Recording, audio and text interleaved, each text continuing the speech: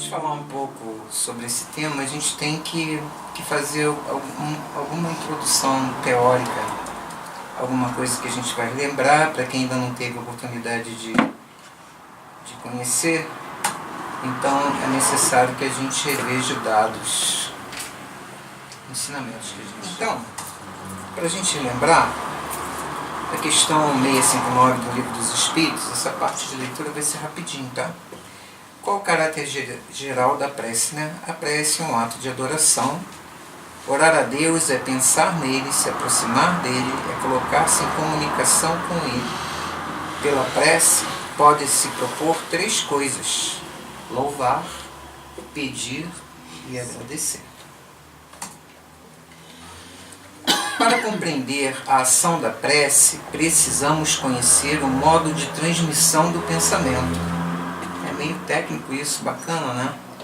Para isso, vamos lembrar que todos os seres encarnados e desencarnados estão mergulhados no fluido universal, que ocupa todo o espaço infinito. Não existe o nada.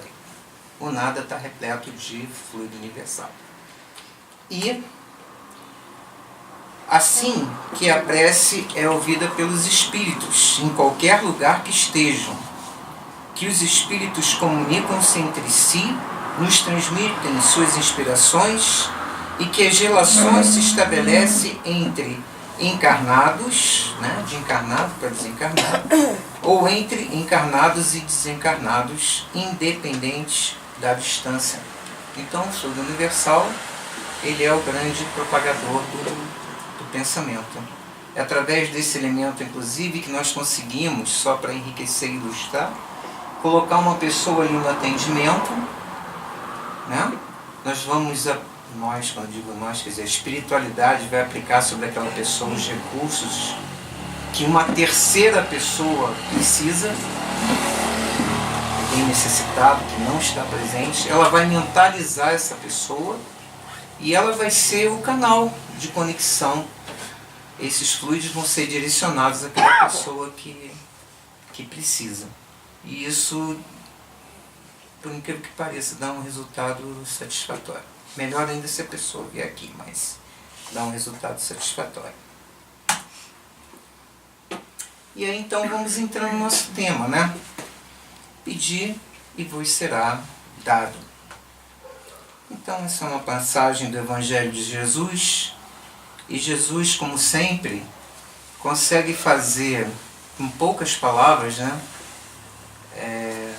Consegue nos trazer coisas profundas e grandiosas, muito além daquilo que a gente consegue ver e perceber num primeiro momento. Então a passagem é essa, né? Vamos lá ler.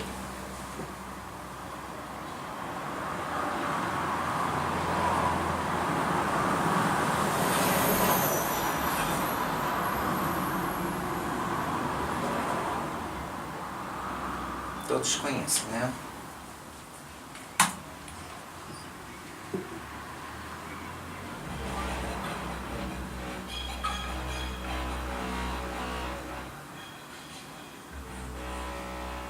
Só uma pergunta, todos estão enxergando? Betinha, você está com uma cara que não está enxergando. Ela colocou até óculos.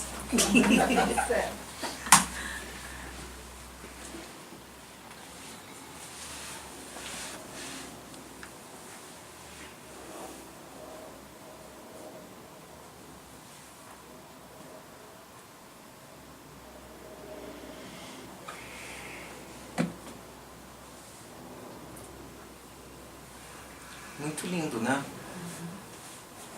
Também parece muito simples e muito objetivo, não parece? Então, é assim. Está tudo resolvido, né? A gente bate a porta, eu vou fechar o computador, vou dizer boa noite para vocês, a gente faz a prece de encerramento e vamos lanchar, certo? Não. Não é certo. Reflexões necessárias. Né? Vamos lá. Vamos lá penetrar nas entrelinhas de tudo que Jesus nos diz. Né? Pedi e se vos dará. Mas será que nós sabemos o que pedir? Será que nós nos damos conta de que estamos passando por dificuldades e privações porque estamos em provação? Será que temos o cuidado de, antes de pedir o livramento da provação, de perceber, de buscar, de tentar enxergar em nós mesmos, seja nessa vida ou em outras, através das nossas tendências, os motivos pelos quais estamos passando por isso? Essa é a primeira reflexão que nós devemos fazer, né? Ninguém está proibido de pedir a Deus que faça um livramento de uma determinada provação. Em hipótese alguma, né? Todos nós podemos e devemos fazer isso, né? Mas é imprescindível que nós façamos essa reflexão. Por quê?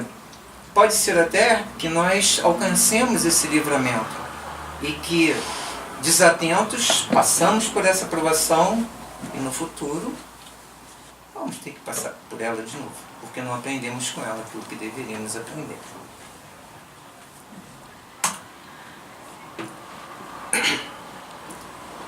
Pedi e se vos dará, né?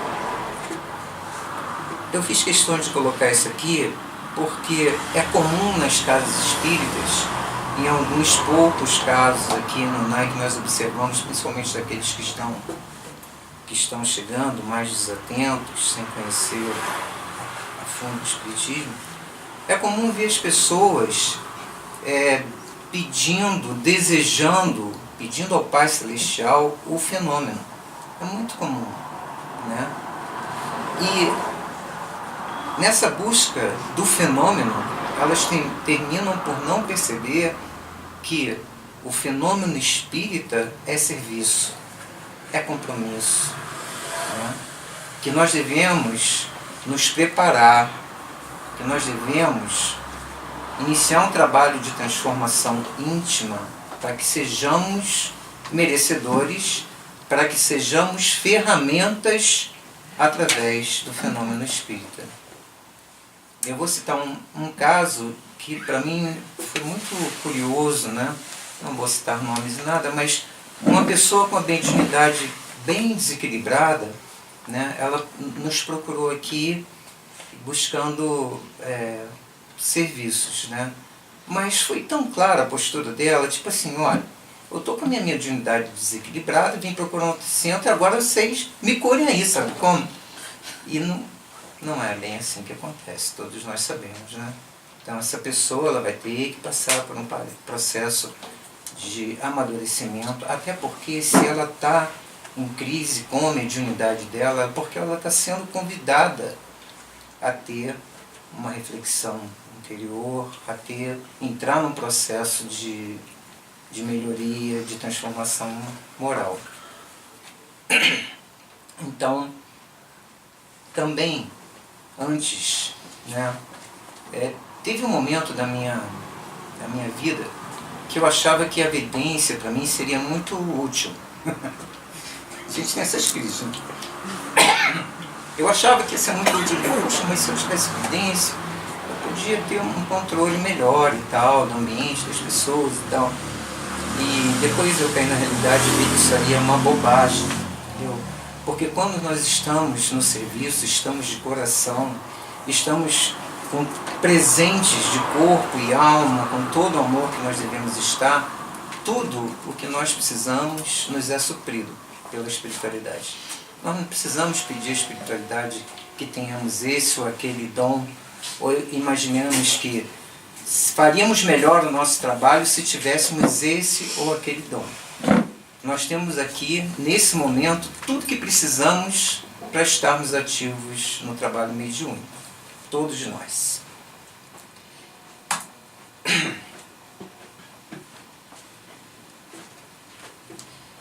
E aí, nossa, obrigado, querido.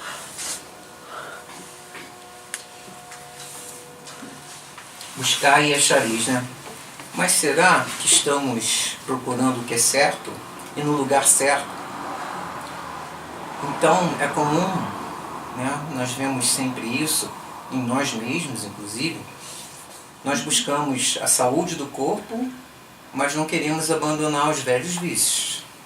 Os velhos vícios comportamentais, alimentares, os vícios emocionais, espirituais, né?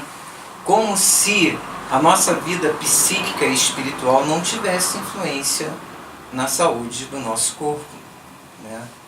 É comum também que isso ocorra sem que nós façamos, né, uma pesquisa, né, quais são as minhas tendências na minha vida de hoje que denunciam minhas passagens em vidas pregressas, que me fazem talvez passar por essa provação, né? Nós buscamos saúde para os males da mente, né, para os desequilíbrios psíquicos, né, para a depressão, para a ansiedade, para os problemas do sono, mas não nos damos conta de que devemos nos doar, não nos damos conta de que existem pessoas em condições muito mais dolorosas do que as nossas, né? Nós buscamos soluções financeiras para as nossas vidas, mas não temos a preocupação de aprender a como lidar com o dinheiro. Gastamos excessivamente, somos imprevidentes na forma que gastamos, né? E como sempre arrastamos débitos de vidas anteriores. Nós buscamos soluções para problemas afetivos sem nos darmos conta de que não curamos em nós a dependência, e dependência não é amor, daquela pessoa que vive conosco. Nós não nos damos conta de que para que sejamos felizes, para que essa pessoa seja feliz, ambos têm que ser pessoas plenas. Nós queremos resolver problemas afetivos, mas não damos a liberdade que o nosso companheiro, que a nossa companheira, que o nosso parceiro, que a nossa parceira precisa ter. E o que é pior, desejamos resolver nossos problemas afetivos sem aprendermos a conviver conosco mesmo.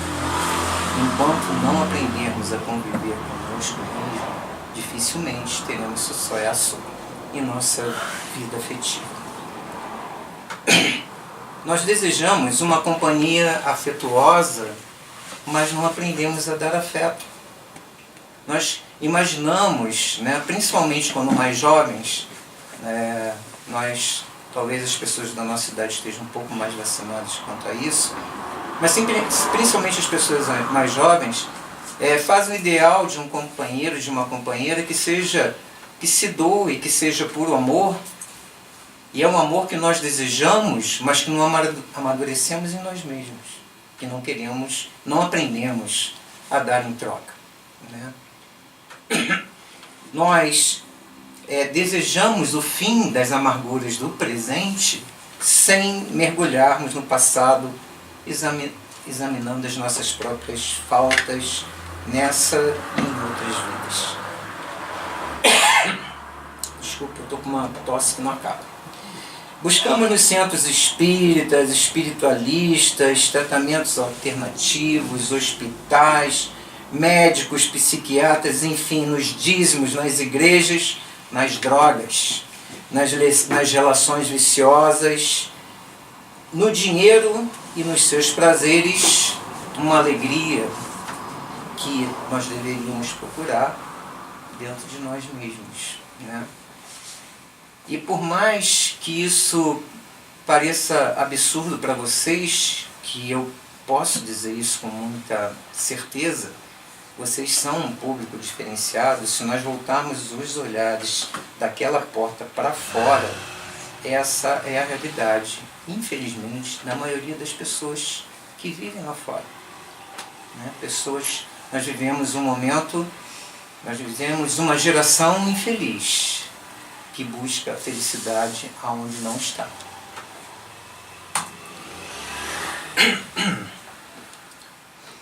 batei a porta e se vos abrirá. Mas eis aí a questão, né? Será que nós sabemos em qual porta bater? E aqui eu quero confessar uma coisa para vocês, que eu ia fazer esse texto totalmente diferente do que eu tive aqui. E foram os mentores do NAI que me passaram uma dica que chegou, eu digo, meu Deus, como é que eu não vi isso? Muito legal. E o grande insight, o grande lance dessa parábola está nisso. Que quando nós falamos em que porta bater, nós buscamos saber qual é a porta, né? Através de que porta que os meus problemas financeiros serão resolvidos. Né? Através de que porta, fora de mim, que os meus problemas amorosos ou de saúde serão resolvidos. E na verdade, a pergunta é, que porta se encontra fechada em nós, escondendo de nós conteúdos psíquicos, vivências espirituais que nós precisamos tratar para que possamos nos libertar, então, das provações que estamos vivendo.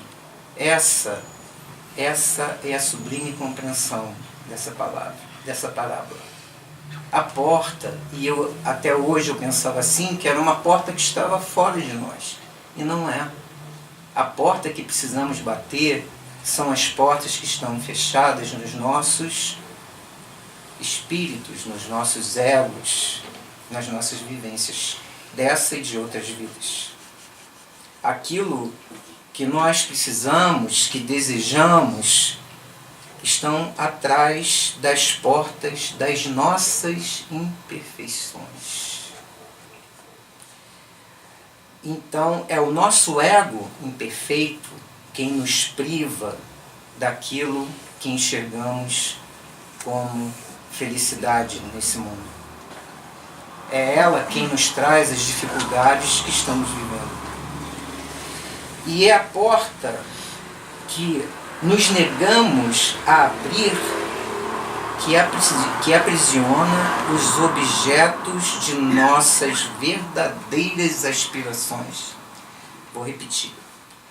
A porta que nos negamos a abrir é a que aprisiona os objetos de nossas verdadeiras aspirações.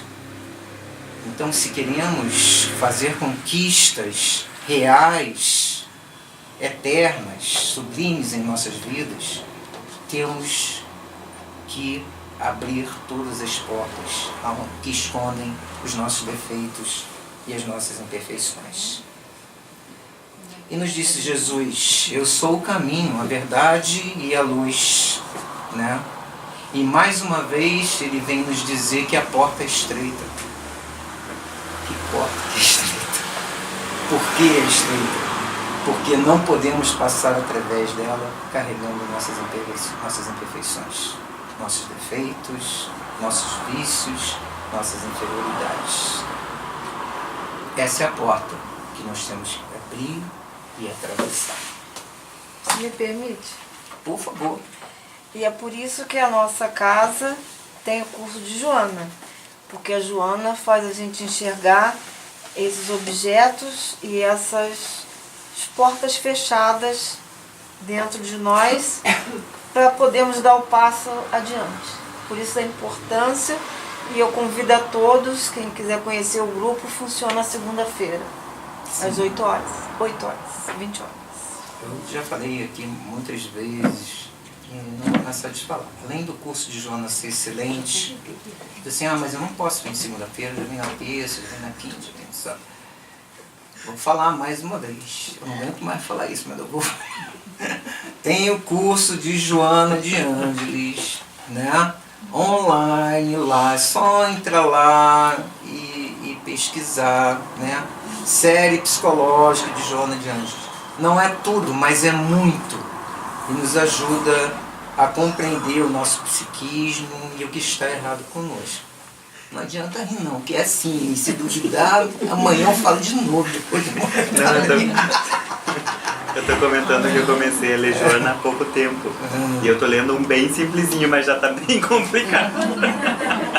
Bom, essa é uma vantagem de você fazer o curso online, porque são dois psicanalistas que dão o curso, eles falam uma linguagem bastante acessível e vai te ajudar até a compreender as leituras mais aprofundadas, né? É o do Marlon. Não, é Cláudio e Sinote. É da Iris e do O do Marlon também é muito bom, eu recomendo lá na página do Nai. Mas não é desse que eu estou falando não, mas do Marlon também é muito bom. É muito bom. Eu estou falando da Iris e do Cláudio. Porque o grupo do Marlon Não, porque... é baseado no tá. Mas o Marlon também tem publicações são sequenciadas, grupos né? no Brasil inteiro, né? Que replicam, né? Mas é muito bom. É muito bom. A Iris faz certo. E eles fazem um verdadeiro curso de psicologia analítica. É muito bom, né? E é baseado em Jung, e ao final da exposição eles fazem um link, né, entre as propostas de Jung e o Espiritismo. É muito, muito, muito bom. Tá?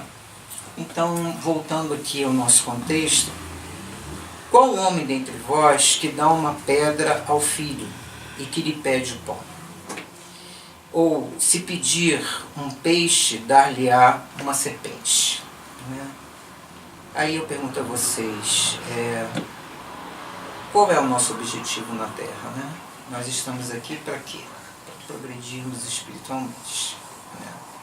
E não será com facilidades que nós vamos progredir espiritualmente. Não seria a pedra, as facilidades, a fartura e tudo o que nos mataria em espírito. Essa é a simbologia da pedra. E o pão, o bom alimento, elaborado com trabalho, porque é preciso semear, é preciso adubar, é preciso, antes de tudo, arar a terra, colher, não é? Preparar o trigo, preparar a massa, não é? Fazer o fogo, assar, enfim. Não se chega ao pão sem o trabalho. Esse é o bom alimento do espírito. E não seria a serpente, né, uma referência de Jesus aos princípios bíblicos de Adão e Eva? Aquela serpente que enganou a Eva e consequentemente enganou a Adão e os conduziu à perdição, fazendo com que eles fossem expulsos do paraíso. Né? Essa é a referência que a gente tem que guardar nessas palavras aparentemente tão duras. E o peixe não seria o bom alimento para o espírito, pescado com paciência, aguardando o momento certo, né? Que nós temos que dedicar aquele momento para ir lá e conseguir aquele alimento. Eu acho que essa é o que está nas entrelinhas daquilo que Jesus quis nos dizer.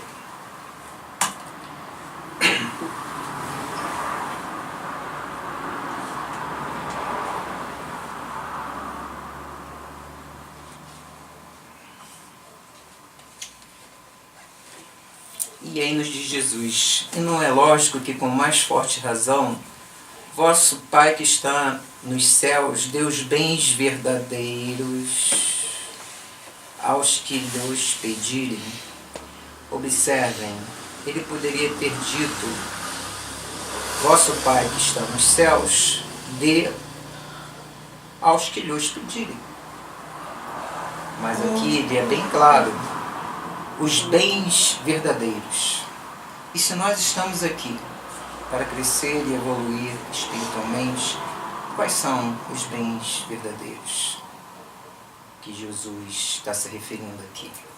Né? Porque senão nós vamos voltar lá ao princípio da nossa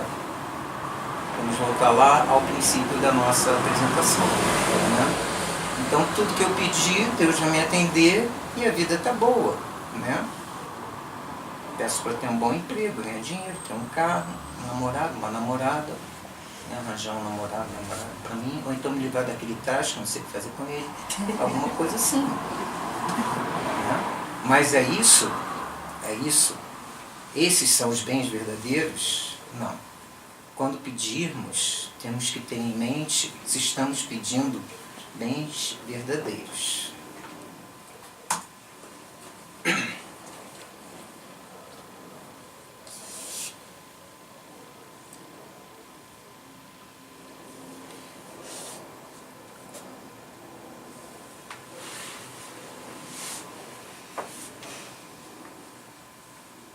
Então, 9 em cada 10 evangelhos meus eu vou repetir essa frase ultimazinha, para quem já conhece, né? Mas ajuntai para vós outros tesouros no céu, onde traça nem ferrugem corrói, e onde ladrões não escavam, nem roubam, porque onde está o teu tesouro, aí estará também o teu coração. Esses são os bens maiores de que Jesus nos fala, os bens eternos. Serginho, posso falar uma coisa? Por favor. Eu demorei um tempo para entender essa frase, sabe? A primeira vez que eu ouvi ela faz muitos anos. E quando eu entendi, eu fiquei tão decepcionada. Jura? Nossa, eu fiquei tão agradecido, vocês viram como são as coisas. Decepcionada comigo, assim, desapontada, assustada, assim, Mas talvez eu não tenha ficado decepcionado, porque decepcionado comigo eu fico todo dia.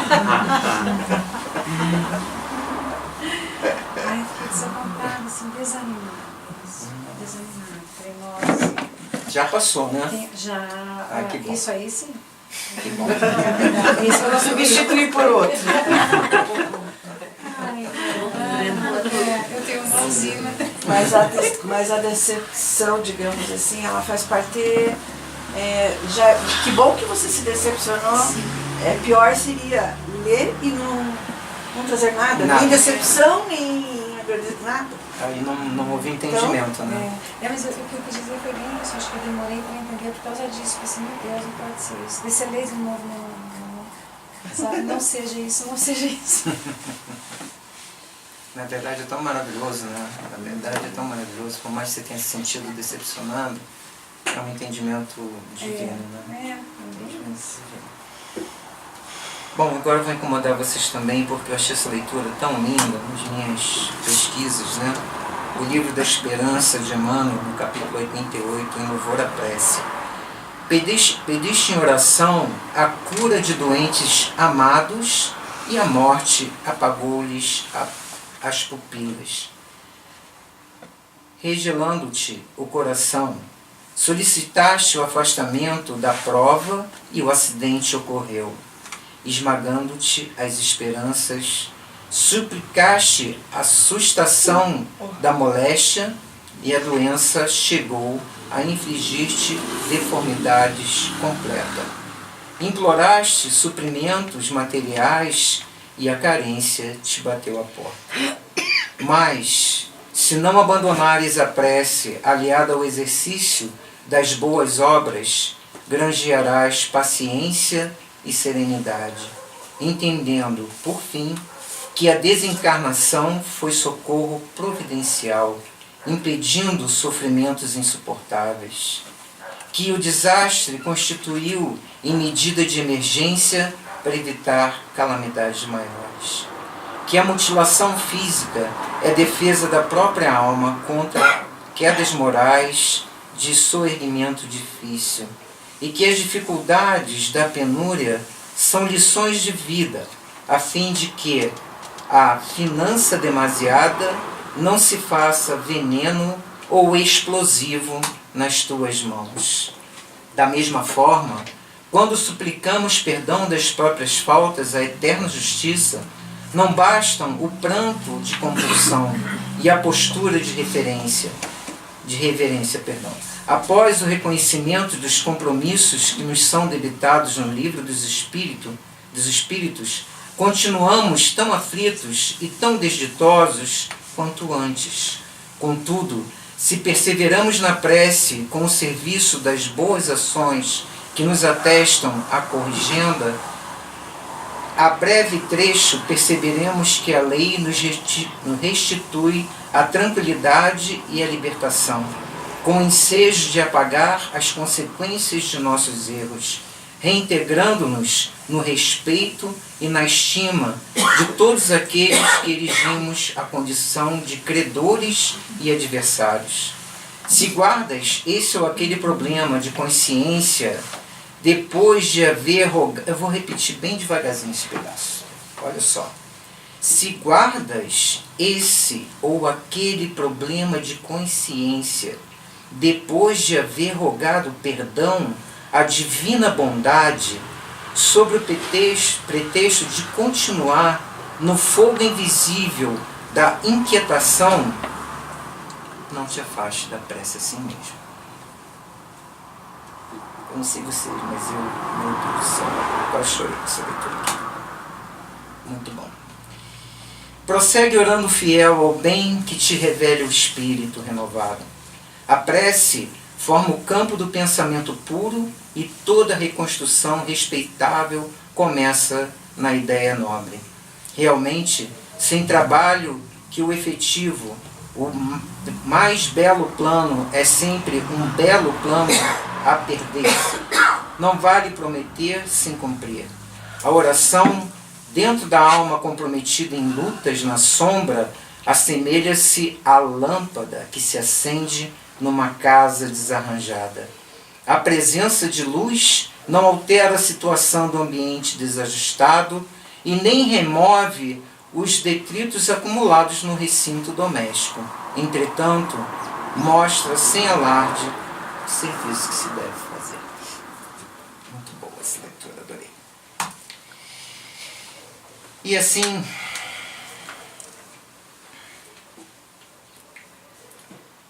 nós temos irmãos que nos procuram nessa casa em inconsolável estado de dor. E a gente não vê no presente solução para os problemas que eles nos trazem. Então, o que nós devemos fazer? Nós devemos sempre, incansavelmente, orar por esses irmãos, com todo o nosso coração, com toda a nossa alma. E aí, nós temos que falar um pouco sobre o poder intercessório da oração. Nós não nos damos conta disso, né? Do poder que mesmo nós, imperfeitos, cheios de erros, cheios de pecados, carregamos conosco. Quando oramos por alguém, nós estamos movimentando os pobres, os poucos recursos que carregamos conosco. Mas movimentamos também todos os espíritos amigos que compartilham conosco da esperança que depositamos nessa existência que vivemos. E esses, por sua vez, vão movimentar recursos das esferas mais altas, com quem se afina, com quem tem ligações espirituais. E isso tudo se transforma numa enorme corrente intercessória em favor daqueles que sofrem. Eu queria deixar com vocês essa mensagem para que vocês não subestimem e não negligenciem o poder da oração nas nossas vidas. E o quanto nós podemos fazer pelas pessoas com as quais de alguma forma tivemos algum contato. Sejam pessoas conhecidas, sejam pessoas não conhecidas. Tem um trecho lindo de Joana aqui, mas ele é muito longo e o horário já está bem adiantado. Eu vou deixar para a gente ler numa outra oportunidade. Mas, como falamos de oração, eu não poderia deixar de falar de gratidão, né? Essa talvez seja a mais sublime das orações, a oração da gratidão. aquela em que nós agradecemos a Deus por todas as oportunidades que temos, inclusive a de estarmos vivenciando essa experiência terrestre, por termos sido criados, né, pelo amor, pela compaixão de Deus, nosso Pai, que nós tenhamos também sempre esse cuidado de agradecer a Deus nos mínimos detalhes da vida, por tudo aquilo que nos é dado, a cada momento, até nos momentos dolorosos, porque esses momentos dolorosos eles nos são dados em nosso favor, né? Pelos irmãos que em sofrimento se aproximam de nós, por aqueles que precisam, até mesmo, como já foi dito aqui, pelos nossos irmãozinhos que insistem, que tentam fazer conosco um processo obsessivo. Esses irmãos também são irmãos, são bênçãos em nossas vidas, a apontar os nossos defeitos e as nossas falhas. E para encerrar, então, eu gosto muito dessa frase: antes de alçarmos voo rumo aos céus, devemos fortalecer as asas no exercício do amor. Bom exercício do amor a todos nós.